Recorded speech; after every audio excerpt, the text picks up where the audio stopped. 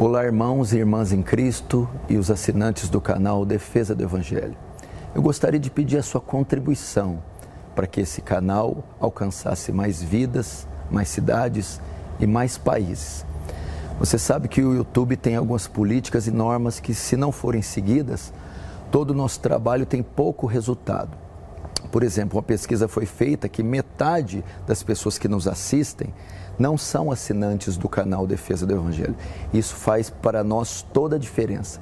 Então, eu gostaria de pedir você que está assistindo agora, que se inscrevesse no canal Defesa do Evangelho, que desse o like ou joinha, como eles dizem, e que ativasse o sininho, ou seja, as notificações. Isso faz uma diferença gigantesca para o canal ser sustentado, mantido e para ele alcançar o máximo de pessoas possível. Se você não consegue fazer isso, pede ajuda a alguém que sabe, seus filhos ou alguém que entende de internet e de computador. Eu conto com a sua ajuda e pode ter certeza, através dessa simples mudança, dessa simples cooperação, muito mais almas serão alcançadas com o Evangelho de Cristo. Deus abençoe. Boa noite, irmãos. Que a paz e a graça do Senhor estejam com vocês. É uma alegria poder estar aqui na segunda-feira e mais uma vez compartilhar da Santa Palavra de Deus com os irmãos. Sem demora, abre comigo na primeira carta de Paulo aos Coríntios, no capítulo 1.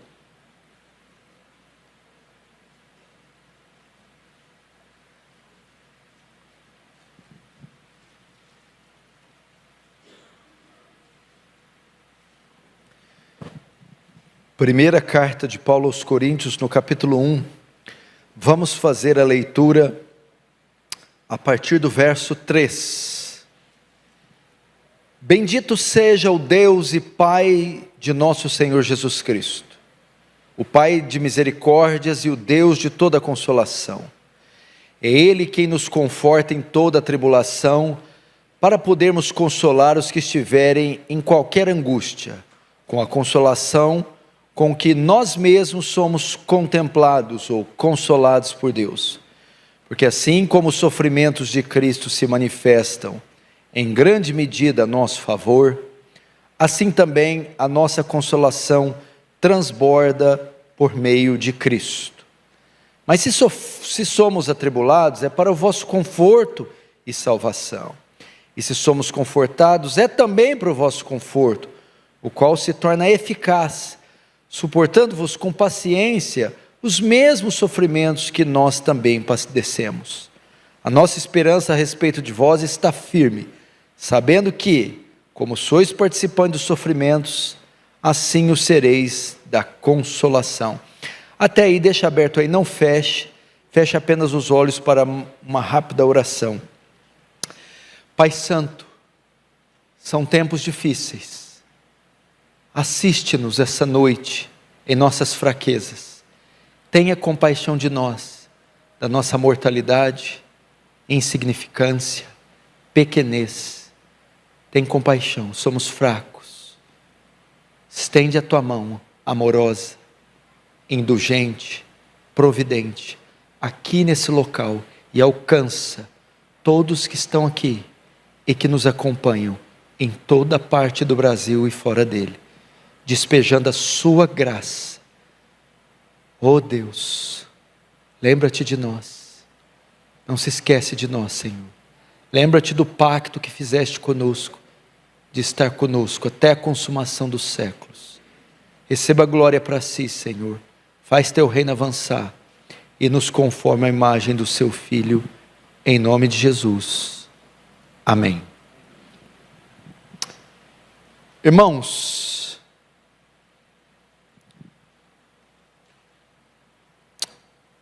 parece que a palavra mais comum para esse tempo é a palavra sofrimento.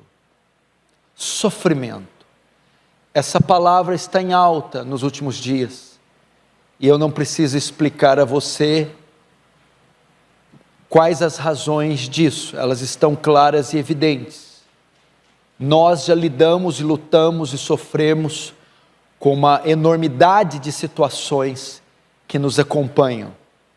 Ser cristão não é um convite para uma colônia de férias. Ser cristão é sinônimo de perseguição, tribulação, deserto, vales, intempéries, sofrimento. O Senhor disse isso para Paulo quando chamou, quando chamou dizendo: esse é vaso para mim escolhido, e ele saberá o quanto irá padecer pelo meu nome.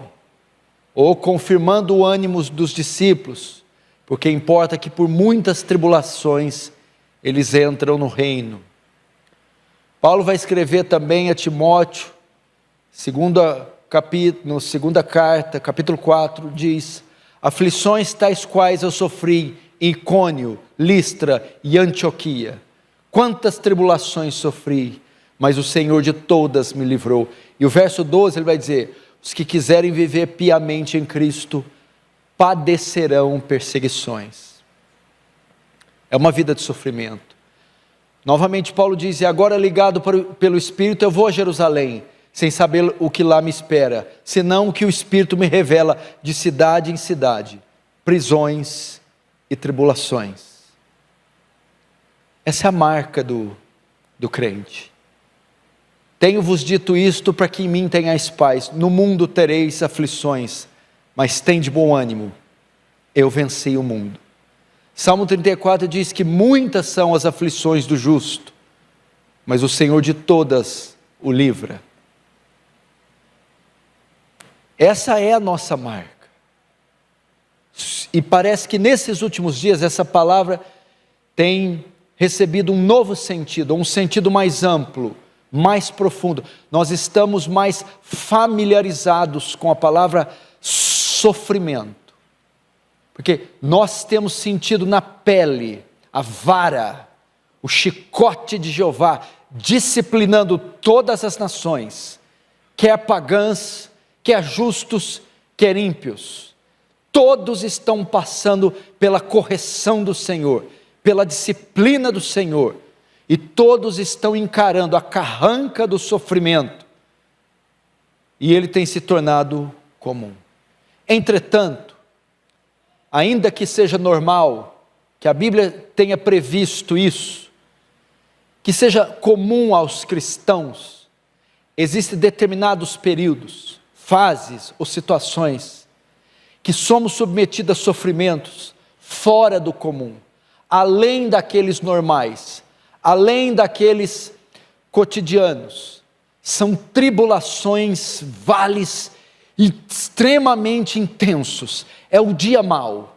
É o que Jesus disse na oração de Mateus capítulo 6 do Pai Nosso: e não nos deixe cair em tentação, mas livra-nos do mal. O termo ali é: livra-nos do dia mau, do período mau. Ou que está em Efésios, quando Paulo vai falar da armadura de Deus, para que possais estar firmes contra a astuta cilada do diabo e resistir no dia mau. É o dia fatídico, é o dia onde todos os canhões do inferno estão mirados para nós, é o dia da intensa provação, e parece que nós estamos num período assim, de alguma forma, todos nós estamos passando o dia mau, alguns em mais e menos proporção, mas todos estão enfrentando um período de intenso sofrimento. E nesse período, existem algumas aflições, escute, que nós somos submetidos, que são tão difíceis, que são tão intensas, aflições tão agudas, que só podem ser suportadas mediante o consolo divino, mediante uma intervenção divina, mediante a misericórdia divina. E é isso que eu quero falar um pouco aqui, do consolo em meio ao sofrimento, ou por que alguns sofrem mais do que os outros. Para sabermos isso, vamos saber um pouco do pano de fundo da carta. Paulo escreve a segunda epístola aos Coríntios com algumas finalidades, e uma delas era de combater os falsos mestres. Havia uns falsos mestres, uns falsos apóstolos, que estavam se infiltrando na igreja de Corinto. e estavam desacreditando o ministério do apóstolo Paulo. Estavam semeando que Paulo era um apóstolo falso, que não deveria ser ouvido, não se deveria dar crédito em Paulo. E uma das acusações que esses falsos apóstolos faziam era que Paulo não podia ser um apóstolo legítimo pela quantidade de sofrimento que ele passava. Falei, esse homem não pode ser apóstolo, esse homem apanha demais, esse homem é apedrejado, esse homem é preso, esse homem é caluniado, esse homem é pobre, esse homem vive escurralado.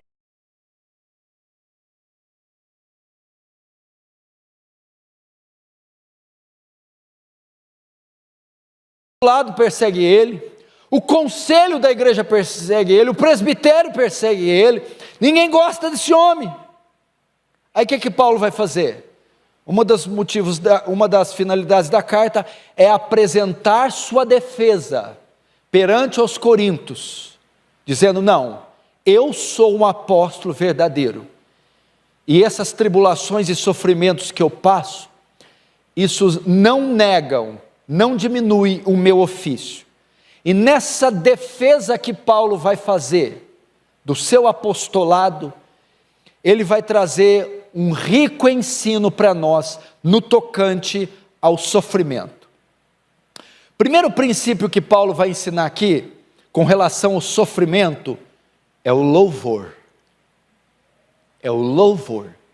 Preste atenção no poder do louvor, na eficácia do louvor, no momento de tribulação, de tempestade, de vale e de profundo sofrimento.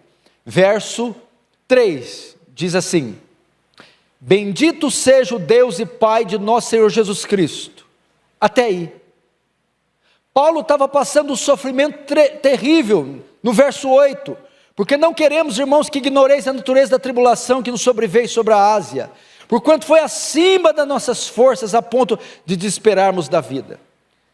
Paulo estava sendo acusado de não ser apóstolo, pelos sofrimentos e tribulações que ele estava passando, e de fato ele estava passando no momento em que a notícia chegou em Corinto. E Paulo mostra como ele reage ao sofrimento, com louvor e adoração. Ele começa com um cântico, ele começa com um hino, no meio da intempérie, no meio do furacão, no meio do vale, ele diz: ah, bendito seja o Deus e Pai do nosso Senhor Jesus Cristo. Ele ensina um princípio poderoso. Paulo mostra aqui que ele não é ingrato a Deus. Paulo mostra aqui que ele tem consciência da providência divina. Meu irmão, adorar Deus no vale, louvar Deus na prova, é uma característica de um crente maduro, de um crente espiritual. Irmãos, o que matou, o que frustrou, o que impediu aquele bando de israelitas de entrar na terra prometida? O oposto do louvor, a murmuração. A murmuração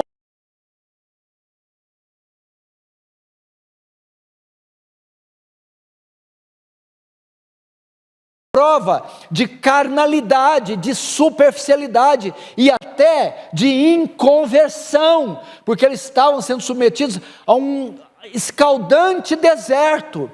Paulo não.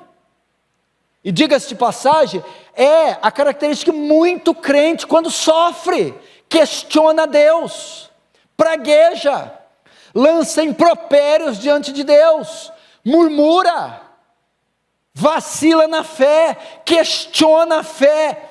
Essa é uma atitude completamente contrária à fé que professamos, uma evidência de uma imaturidade tremenda.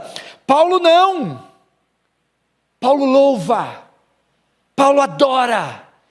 E nós temos outros exemplos disso, de Abraão, por exemplo, quando tinha o seu corpo mortificado, já velho, quando recebeu a promessa.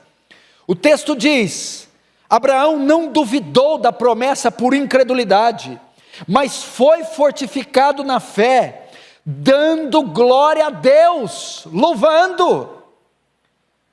Ele não atentou para o corpo amortecido dele de Sara, com as dificuldades, com os obstáculos, ele louvou a Deus. Veja Davi no Salmos 34, que essa seja a nossa marca. Verso 1: bendirei o Senhor em todo o tempo, e o seu louvor estará em todo o tempo nos meus lábios.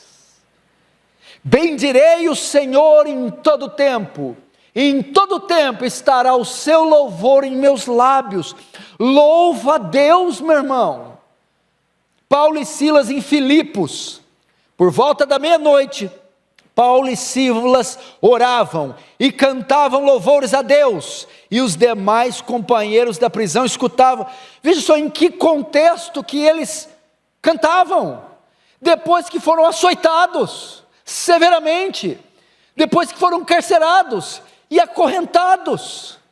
No meio dessa provação, dessa injustiça, dessa correção, à meia-noite esses homens se erguem a plenos pulmões, em louvor, em canções, em hinos a Deus. No meio dessa pandemia, do desemprego, dos entubados, dos assaltos, da depressão, da tristeza, do esfriamento, de toda a onda de corrupção, qual é o papel da igreja? Por que Deus? Por que eu, e isso, e aquilo outro? Não peque contra Deus, mas diz, tu sabes todas as coisas. Você quer ver a maior prova disso?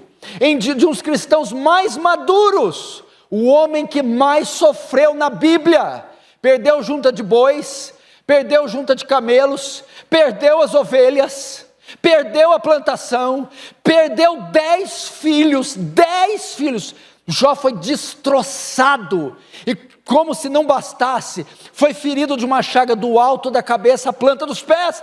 Qual a reação de Jó? O Senhor deu, o Senhor tomou.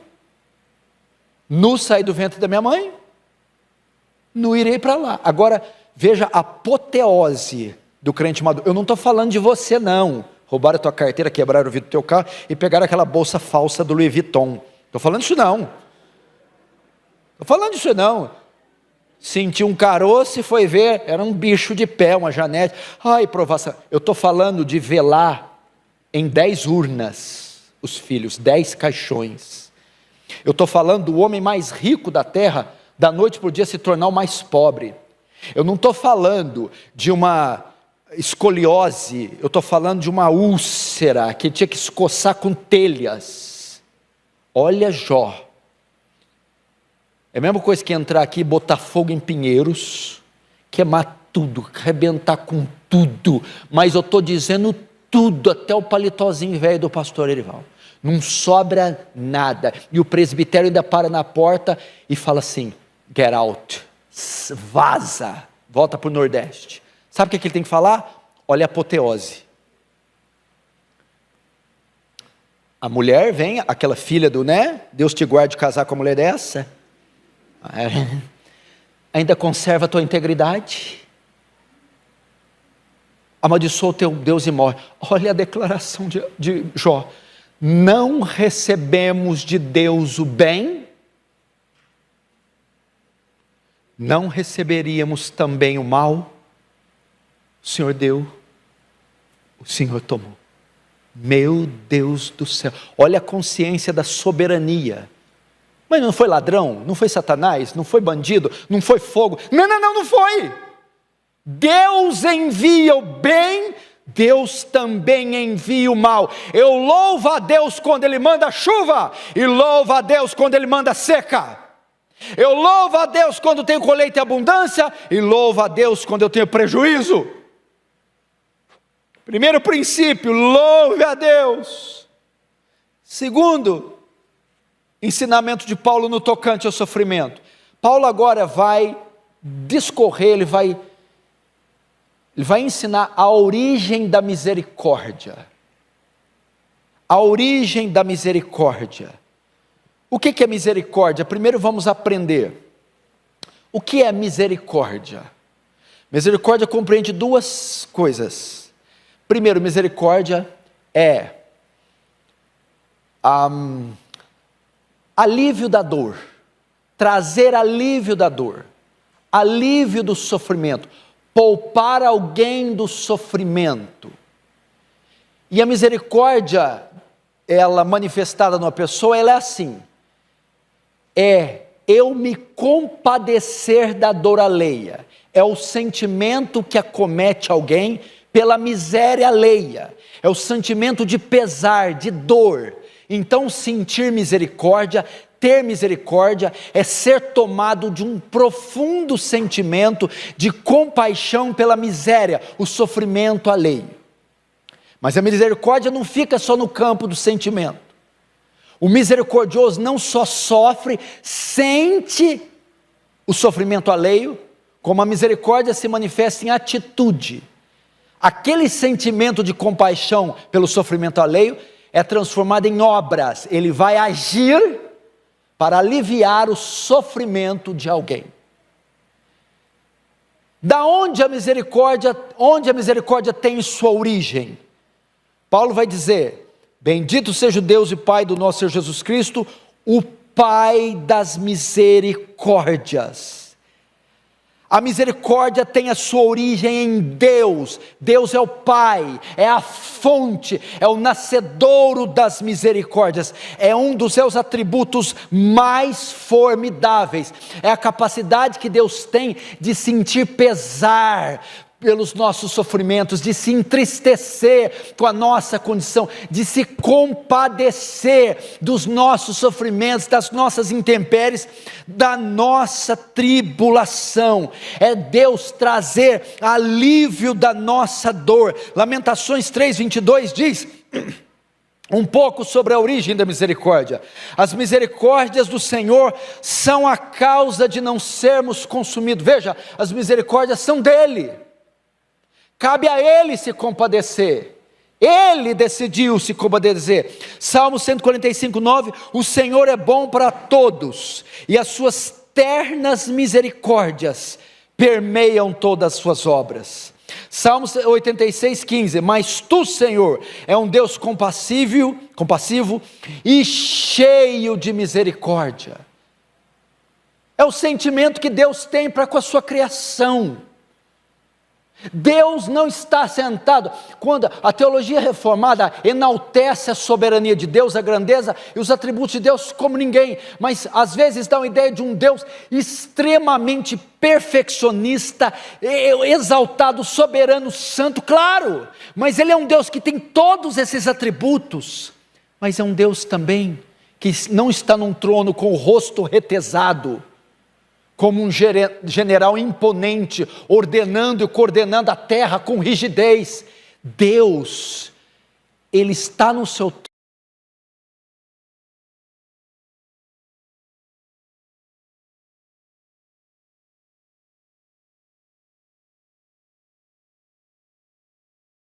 Não é só sentimento, a misericórdia também é ação. Agora vamos ver a misericórdia em ação, porque o texto diz, o Pai das misericórdias e o Deus de toda consolação.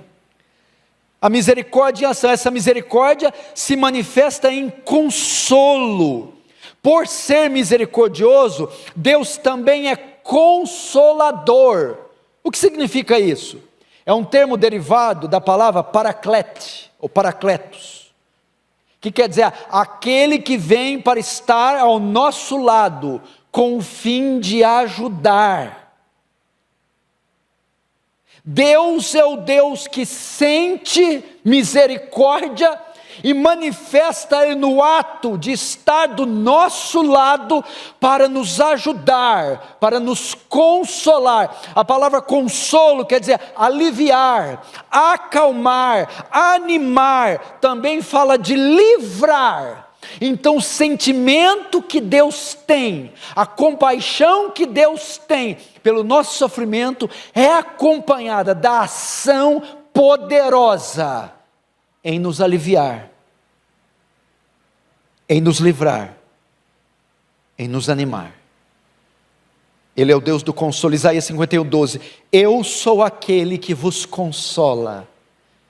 Você pode substituir: eu sou aquele que vos livra, eu sou aquele que vos acalma, eu sou aquele que vim para estar do lado de vocês. Salmo 30, verso 1 Samuel 30, 4 e 6. Então Davi e o povo que se achava com ele, se ergueram a voz e choraram, até não terem mais forças. Porém Davi se reanimou no Senhor.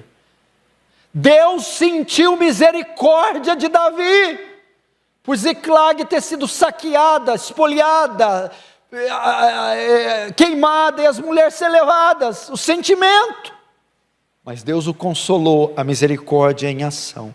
86:17, o Salmo diz: mostra-me um sinal do teu favor, para que o vejam e se envergonhem os que me aborrecem, pois tu, Senhor, me ajudas e me consolas.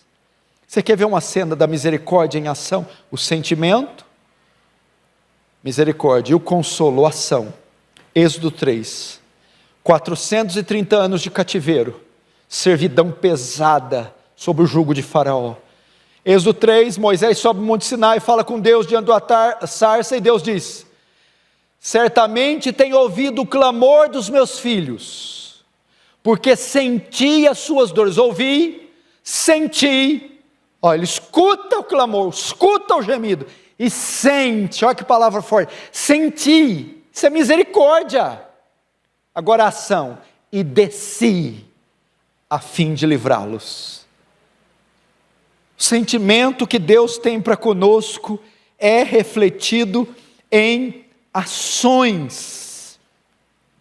Agora vamos ver a extensão do consolo de Deus, a extensão da misericórdia diante do nosso sofrimento, diante da pandemia, do desemprego, do vazio, da depressão, do desejo de suicídio, da frustração, da angústia. Vamos ver a extensão desse consolo, até onde ele alcança. O verso 4 diz: é Ele que nos conforta, é a mesma palavra consola, é Ele que nos consola em toda nossa tribulação. Aqui nós temos o aspecto quantitativo e qualitativo.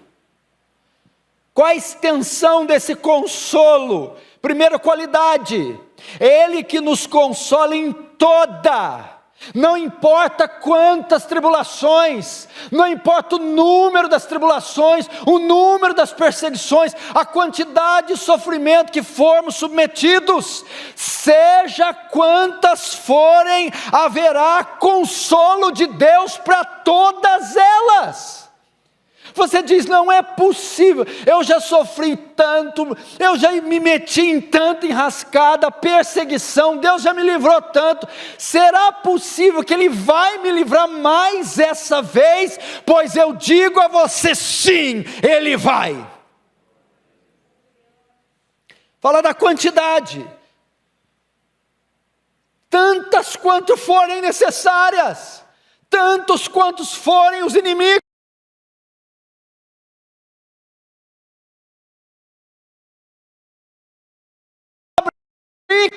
Para tal número de provações, tal número de misericórdia, tal número de consolo haverá sempre. A ideia é que esteja fazendo obra aqui no Afeganistão, seja em 10 anos de caminhada, em 30 e 40, o tempo que for, a hora que for, o consolo de Deus estará estendido, disponível a você. Mas o termo não fala só de quantidade, fala de qualidade. O grego dá a ideia aqui: é Ele que nos conforta em toda a nossa tribulação. Esse toda, o grego aqui fala de espécie. Espécie.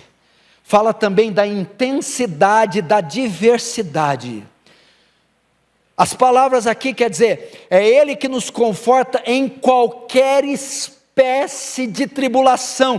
Paulo usa uma expressão grega que abrange toda e qualquer aflição, seja ela intensa, aguda, inesperada, imprevisível, insuportável, não importa os desdobramentos da provação, as cores, os tons, as formas, os sons, seja qual for, provações de qualquer espécie, de qualquer gênero, de qualquer caráter, haverá consolo para você nessa provação.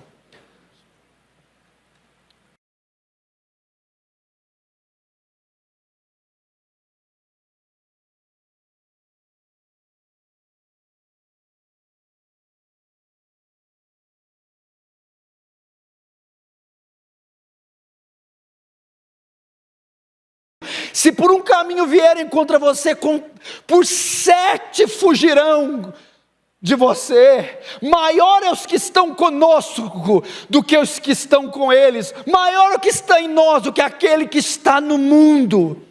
Ou talvez você pense: pastor, agora da intensidade, eu não sei se eu vou passar, se eu vou suportar, a provação que me veio, a situação que me veio, a luta que eu estou enfrentando, o buraco que eu me meti, está acima das minhas forças, acima do meu poder, acima da minha capacidade, foi longe demais, o quadro se agravou demais, é fase terminal, eu acho que aqui não dá, pois Paulo está dizendo: seja a espécie que for, há livramento, há consolo, a ação poderosa de Deus para você.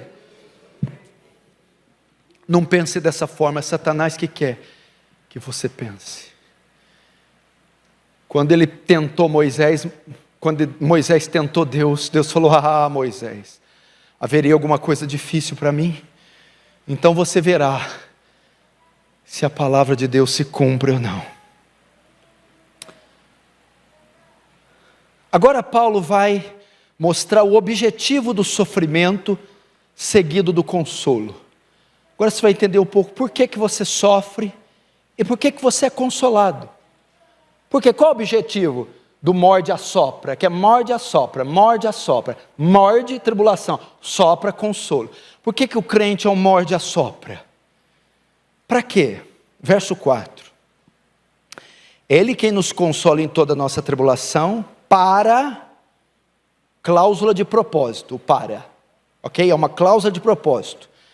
Para que eu sofro e sou consolado? Qual é o propósito? Para podermos consolar os que estiverem em qualquer angústia, com a consolação que nós mesmos somos consolados ou contemplados por Deus. Calma. O que Paulo está ensinando aqui? Que o consolo de Deus, o livramento de Deus, a provisão de Deus, o ânimo de Deus, muitas vezes vem através de pessoas, irmãos na fé, ok? Vem através de pessoas. Portanto, muitas vezes, presta atenção, que outros irmãos estiverem passando por provações, por aflições, por momentos escuros, nós que já passamos por algo semelhante, podemos consolá-los. Como? Com o consolo que de Deus nós mesmos fomos consolados. O fato de passarmos por intensas provações e sermos consolados, cria em nós maturidade e experiência. De modo que quando irmãos estiverem passando por situações semelhantes, nós que já passamos por algo parecido e recebemos consolo, agora temos recursos, temos graça, temos experiência para consolá-los com o consolo que de Deus recebemos. Essa é a finalidade. Veja, por exemplo, Tito. Paulo, em 2 Coríntios 7,6 diz: quando fomos a Macedônia, nossa carne não teve descanso nenhum. Em tudo fomos atribulados, por fora combates, por dentro temores. Mas Deus que consola os abatidos, nos consolou. Qual foi a maneira que Deus consolou Paulo? Com a vinda de Tito. Tito, um homem consolado por Deus, agora vai consolar Paulo, com a consolação que ele recebeu. Essa é a finalidade de você sofrer, e ser consolado por Deus, para que depois você tenha condição de consolar, reanimar, erguer, pastorear alguém. Jesus, tenho-vos dito isto, para que me tenhais paz. No mundo tereis aflições. Olha Jesus, que é homem que sofreu mais que Jesus, foi atribulado mais que Jesus, e a Bíblia diz que os anjos o confortavam, que Deus o confortava. Aí ele, o homem atribulado, consolado por Deus, vai agora consolar os discípulos que estão com tribulação, estão com medo, com temor, porque ele vai embora. No mundo tereis sofrimento, mas tem de bom ânimo, eu venci o mundo. Jesus consolando os discípulos, com o consolo que ele recebeu do Pai. Entendeu? Agora, Paulo vai fazer isso na prática. Por quê? Porque Paulo é o homem mais atribulado do Novo Testamento. E era o homem mais consolado do Novo Testamento. Os coríntios estão passando por perseguição também. Por perseguição religiosa, sofrimento e tribulação. Paulo vai consolar eles, com o consolo que ele recebia de Deus por sofrer tanto. E ele está ensinando isso, e agora vai fazer isso na prática. O verso 5 é Paulo consolando na prática os coríntios, veja só. Porque assim como os sofrimentos de Cristo se manifestam em grande medida a nosso favor, assim também nossa consolação transborda por meio de Cristo. Paulo dá a eles uma palavra de consolo, em duas partes. Primeiro ele mostra a ferida, depois a cura. Veja só, eles estão atribulados por causa da perseguição, eles estão tristes, eles estão abatidos. Mas Paulo, que tinha abundante consolo de Deus, vai consolá-los com algumas palavras. Primeiro, Paulo diz que as tribulações são comuns aos crentes, porque assim como os sofrimentos de Cristo se manifestam, as tribulações vêm. Paulo diz, calma, não há nada estranho com vocês. Pedro, escrevendo aos cristãos dispersos, vai dizer, amados, não estranheis a ardente prova que vem para vos testar, como se coisa estranha vos acontecesse. Não estranhe a ardente prova, não estranhe, como se coisa estranha acontecesse. Não é estranho. As provações e tribulações são comuns. A igreja, se você aprendeu errado com o televangelista, com uma igreja da prosperidade, isso é uma mentira. Pode dizer, não tem nada de errado com perseguição, calúnia, difamação, discriminação, preconceito, isso é comum. Jesus disse, perseguiram a mim, perseguirão a vós, de todos sereis odiados por causa do meu nome. Então veja só, Paulo na prática está consolando eles. Segundo, são comuns ao crente. Segundo, elas são intensas, porque assim como o sofrimento de Cristo se manifesta em grande medida, as provações são intensas, meu irmão. Elas são grandes às vezes. Elas são profundas. Você acaba de tapar um buraco, aparece dois. Você apaga um fogo, dois focos aparecem. Você vence o inimigo, se erguem dois. Elas são intensas, elas são numerosas, elas são difíceis, e Paulo está dizendo isso. E depois Paulo diz, elas são semelhantes às de Cristo, porque assim como os sofrimentos de Cristo. O que Paulo está dizendo? Ser discípulo de Cristo significa participar do seu sofrimento. É uma marca do discípulo de Cristo. Quem quiser me seguir, tome a sua cruz, negue a si mesmo e segue-me.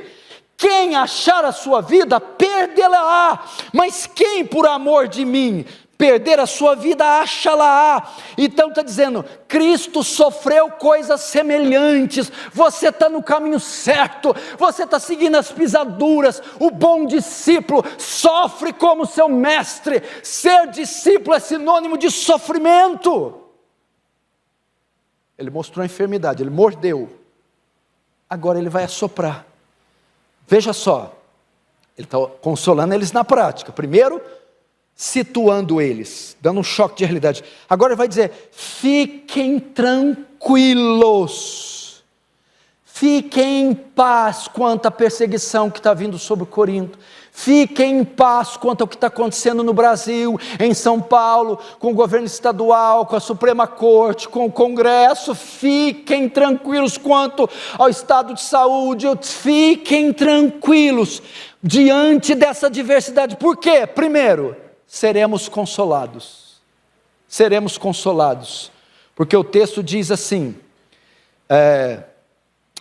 porque assim como o sofrimento de Cristo se manifesta em grande medida a nosso favor, assim também nossa consolação, haverá consolo para nós, junto com a enfermidade sempre segue a cura, haverá livramento para você, meu irmão. Não veio sobre vós tentação senão humana, porque junto com ela, o escape, porque o Senhor não permitirá que sejais tentados além das vossas forças. Junto com a provação sempre há o livramento, sempre há o escape, sempre há o consolo. Não temas, seremos consolados primeiro. Segundo, seremos consolados pelo próprio Cristo. Assim nossa consolação transborda por meio de Cristo, através de Cristo, pelo próprio Cristo, meu irmão.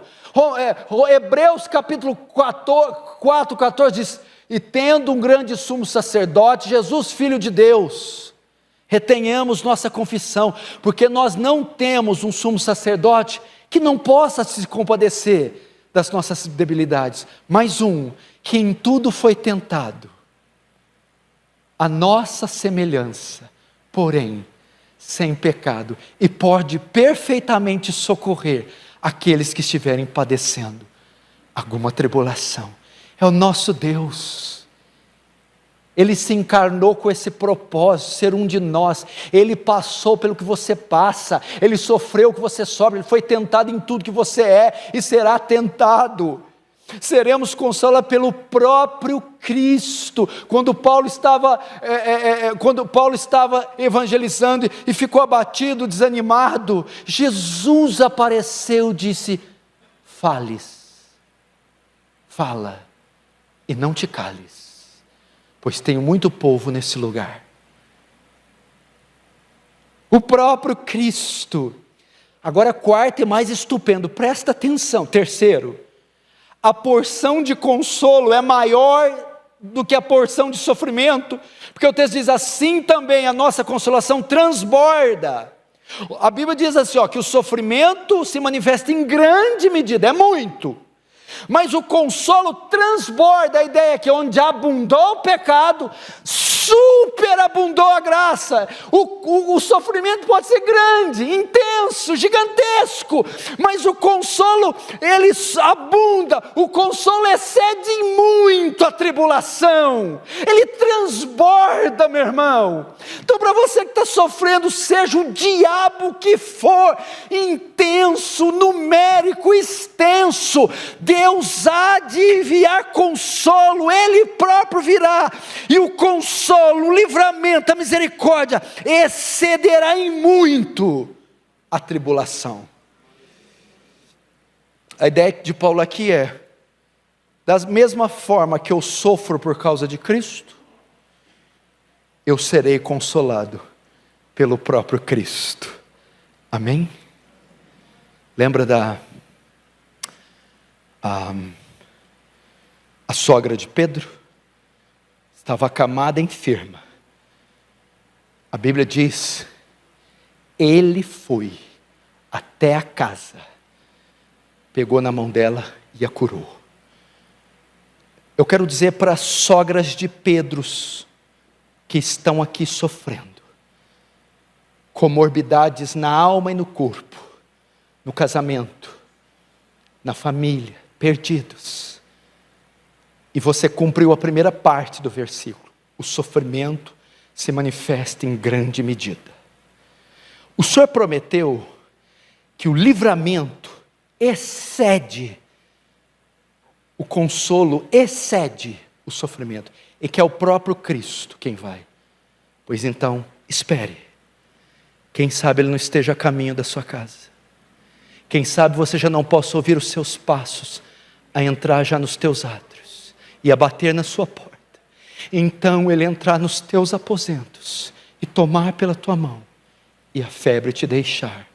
O Senhor vai até o seu encontro, seja através de pessoas, seja de forma invisível, seja do jeito que Ele é. Ele não elegeu, escolheu, separou um povo, verteu sangue para o povo, para deixar esse povo padecer.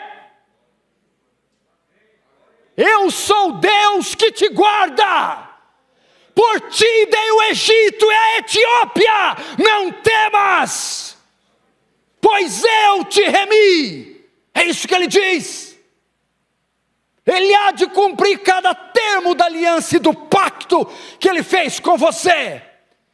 Por isso Paulo estufa o peito e diz: se Deus é por nós, quem será contra nós? Aquele que nem mesmo o próprio Filho poupou, ou antes entregou por todos nós, como agora não nos dará juntamente com Ele todas as coisas?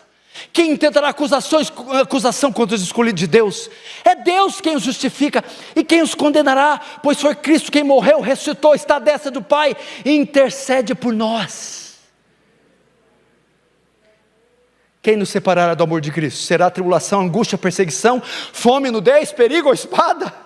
Pois por amor de ti, somos entregues à morte o dia todo, fomos reputados como ovelhas para o matadouro, mas em todas essas coisas somos mais que vencedores, por meio daqueles que nos amou, pois estou bem certo que nem a morte, nem a vida, nem os anjos, nem os principados, nem o presente, nem o porvir, nem a altura, nem a profundidade, nem qualquer outra criatura poderá nos separar do amor de Deus, que está em Cristo Jesus. Não pode. O próprio Deus vai. Agora eu vou pregar, era só a introdução. Agora é uma palavra que vai falar para alguns especial, para toda a igreja, mas principalmente os líderes, pastor Erival, eu, os obreiros.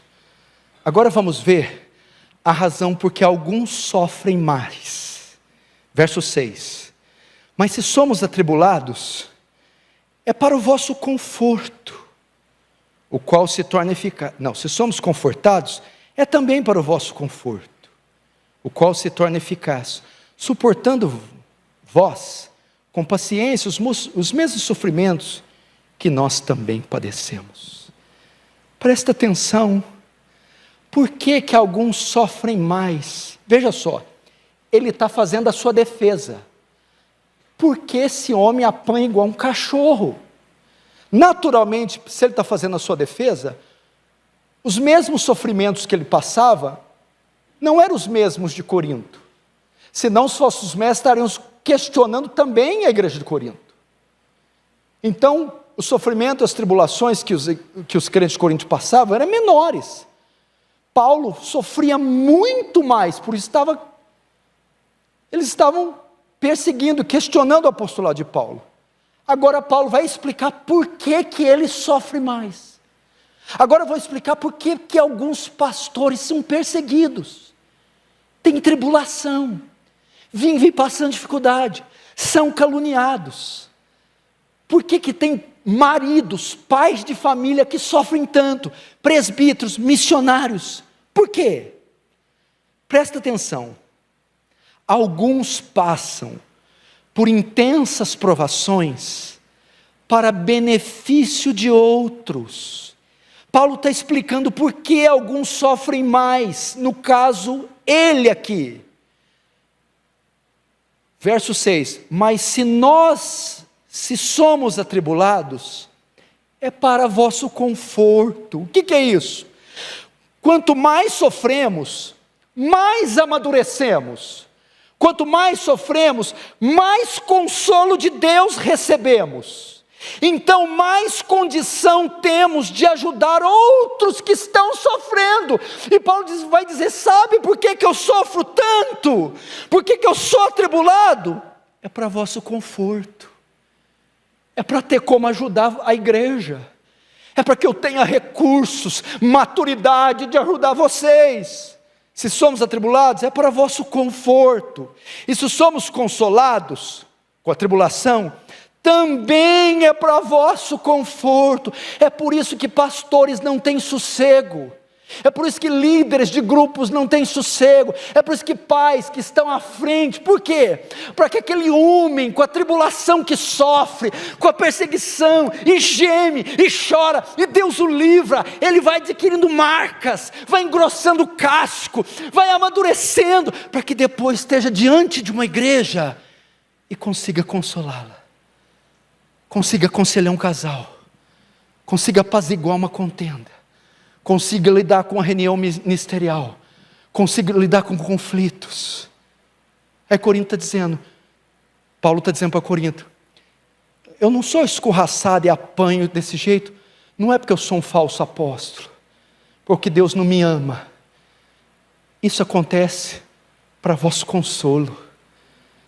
Você passa por isso, é porque sua família depende da sua instrução, depende da sua orientação, depende, na hora do dia mau, mulher e filhos, é o marido que tem que aguentar as pontas, porque ele está na linha de frente, por isso que ele sofre mais. Quando vem uma situação, é o pastor que dá a cara para bater, que se ergue, que fala, que dá a decisão, que aperta o último botão, a responsabilidade é toda dele. Por isso, e às vezes vocês estão confundindo. Esse pastor dessa igreja aqui, o povo fala dele, persegue ele, esse homem vive tribulado, perturbado. Para quê? É porque nas noites escuras da alma, onde você está dormindo, ele está lá acordado. É que enquanto você está no shopping, tomando uma casquinha do McDonald's, ele está ali, em cima do Santo Livro, pedindo, dá uma resposta, ó Deus. E ali, naqueles arranhões, com aquelas feridas mortais da provação, Deus cicatriza, Deus consola, Deus cura. Aí sobe aqui diante do púlpito um homem cheio de marcas e dizer, qual é o seu problema? Eu estou aqui para te ajudar. A ideia, Paulo não seria o apóstolo que foi, se ele não passasse o que passou. Aí por isso ele vai dizer, suportando vós com paciência os mesmos sofrimentos. Por isso Paulo vai dizer agora para eles que estão sofrendo, passando por isso. Por essa razão, aguentem aí, suportem, porque tem um propósito, e eu vou agora generalizar. Talvez é por essa razão que a igreja de Cristo em toda parte da terra está sofrendo com a pandemia do coronavírus, e só ela no mundo inteiro vai receber o consolo divino, só ela cujos olhos de Deus estão voltados. Para quê? Para que depois dessa igreja judiada, massacrada e consolada por Deus, agora tenha com o que consolar os que estão à sua volta, com o consolo que de Deus mesmo ela é consolada. Você tem a resposta para o teu patrão ímpio, para o teu funcionário ímpio, para o teu vizinho ímpio, para o seu parente ímpio. Você tem como, você tem recursos. Agora você está experimentado, homem de dores, experimentado nos trabalhos, sabe o que é padecer. Isaías falando de Cristo.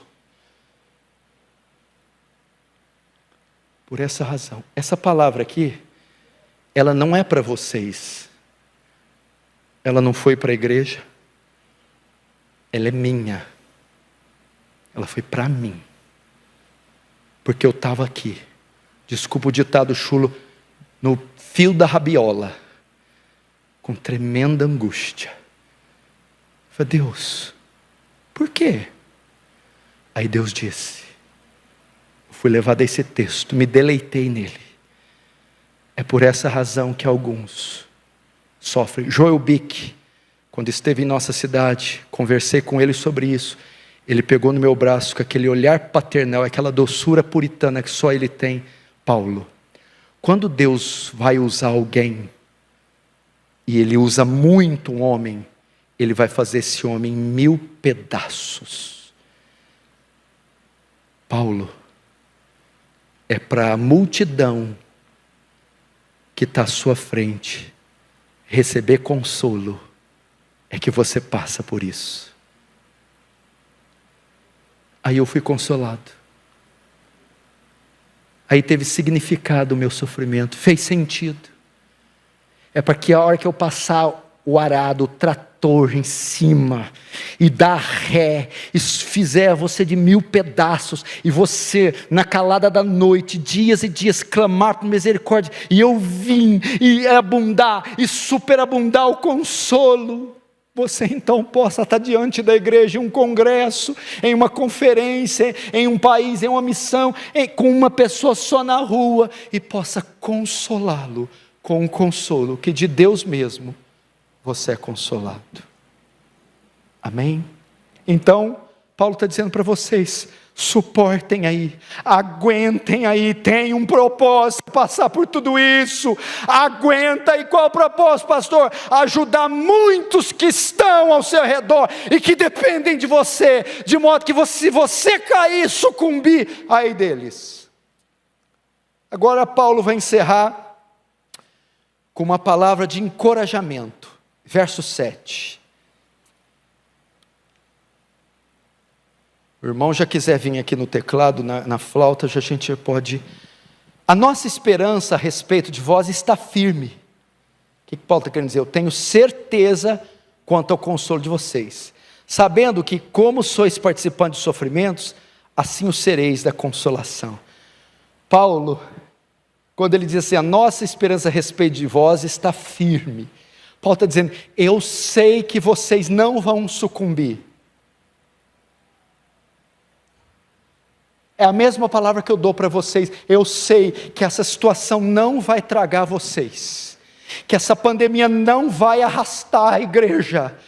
Paulo tem certeza que o consolo virá a eles além da medida. Eu tenho certeza que você que está gemendo nas agruras da provação, o consolo, o livramento virá além da medida. E Paulo vai mais, se é por Cristo que vocês estão passando isso, calma, o consolo virá. Se é por Cristo, meus irmãos, pela sua fé, fidelidade, que você está passando, calma, o consolo virá. E por último, Paulo quer dizer, eu tenho certeza, melhor, Paulo, não é o Paulão, é o Paulão aqui que diz, para vocês que estão aqui, eu tenho certeza, que vocês que estão aqui não ficarão sem livramento, sem provisão, sem visitação. Deus apenas está testando a nossa fé. Lá nos seus rolos, como diz o Hernandes, os refolhos da eternidade. De onde que tira isso? Acho que antes de pregar, fica lendo dicionário. O poesia. Lá nos refolhos da eternidade. O livramento já está decretado lá. Amém? Não dá aquele aleluia pentecostal. Aleluia! Já está decretado o seu livramento, decretado a provisão, decretado a visitação do Senhor. Paulo tem certeza e diz, por cuja causa eu padeço, mas não me envergonho, porque eu sei em quem eu tenho crido, e é poderoso para guardar o meu depósito até aquele dia. Você pode dizer, eu sei em quem eu tenho crido. Aguente. Tem um motivo, e farei de vós reparadores de brecha, reparadores de brecha. Vocês edificarão as cidades antigamente assoladas, com o consolo de Deus. Deus abençoe, meus irmãos.